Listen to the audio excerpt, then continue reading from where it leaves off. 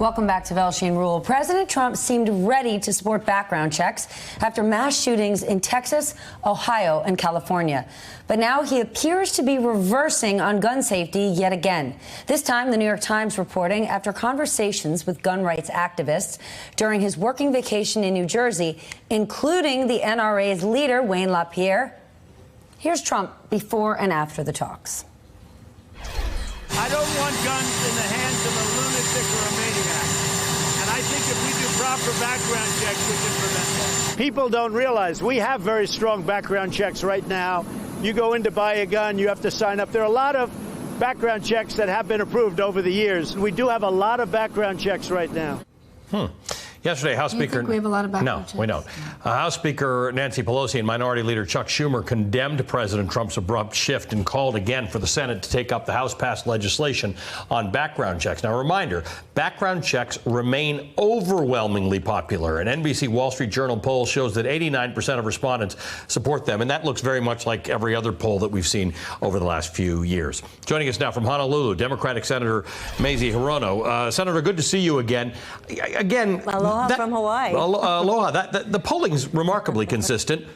Doesn't help get legislation passed in Congress. There seems to be an inverse relationship to the number of people who want some sensible gun legislation and the ability to, in the Senate in particular, to get any done. You're right.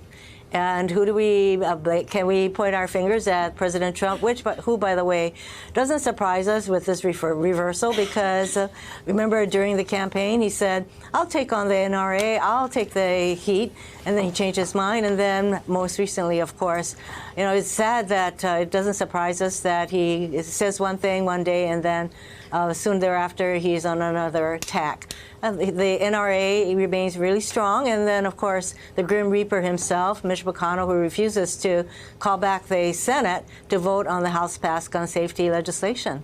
Is there anything Democrats can do without the support of the president and Mitch McConnell?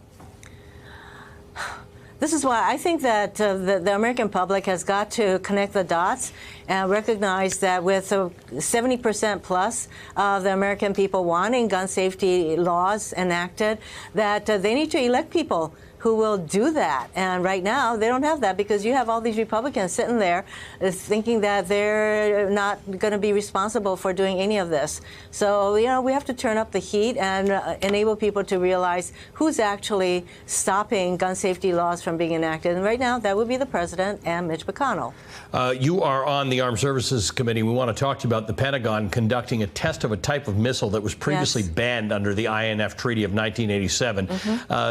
Tell me about your concerns that you have about this.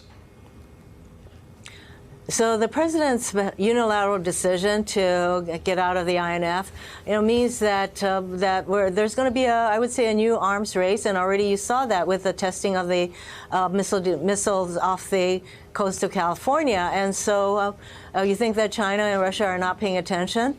They are going to begin to do these intermediate missile testings themselves. Do we need that at a time when the tensions are already high between our country and China as well as Russia? No, this is not what we need. We need to be looking for diplomatic ways to tamp down the tensions that are arising all around the globe, thanks to this president's unilateral actions pulling us out of all kinds of agreements and treaties, including, by the way, as you well know, the Iran nuclear treaty.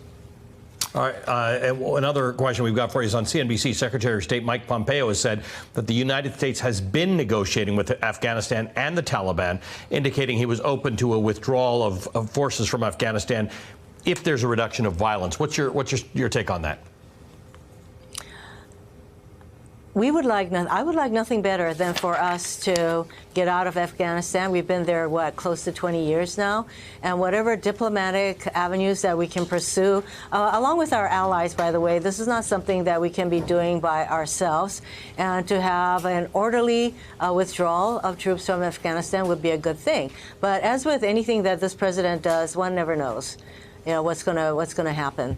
And at the same time, pulling out of the Iran nuclear deal is, again, creating a lot of instability in that part of the world. Hey, MSNBC fans, thanks for checking out our YouTube channel. Subscribe by clicking on that button down there and click on any of the videos here to watch the latest interviews and highlights. You can get more MSNBC for free every day with our newsletters. Just visit msnbc.com/newsletters to sign up now.